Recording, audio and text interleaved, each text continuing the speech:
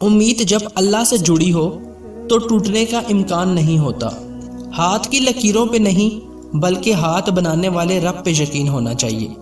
دنیا میں سب سے تیز رفتار چیز دعا ہے، جو دل سے زبان تک پہنچنے سے پہلے اللہ تعالیٰ کے پاس پہنچ جاتی ہے۔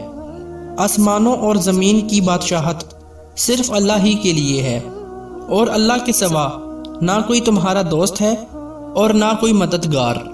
اے اللہ، جو چیز میرے مقدر میں نہیں ہے اس میں مجھے مبتلا نہ کر، اور جو چیز میرے مقدر میں ہے اسے میرے لیے بہتر اور آسان فرما۔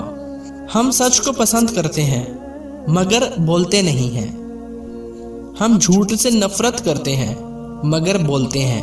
سچ سورج کی طرح سر پر آن کھڑا ہوتا ہے، جھوٹ کے بادلوں میں چھپ نہیں پاتا۔ اسی لیے کسی کو سچا جھوٹا کہنے سے پہلے بس ذرا صبر سے کام لیں کہ بے شک اللہ بہترین انصاف کرنے والا ہے۔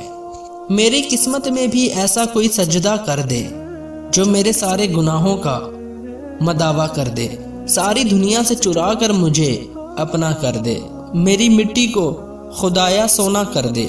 میں تیرا چاہنے والا ہوں مگر ہے حسرت، جن کو تو چاہتا ہے مجھ کو بھی ویسا کر دے۔ ایک نظر اپنے گناہ گار پہ کر کے مولا اپنی رحمت کا حقدار ہمیشہ کر دے۔ اور تمہارے چاہنے سے کچھ نہیں ہوتا جب تک اللہ نہ چاہے۔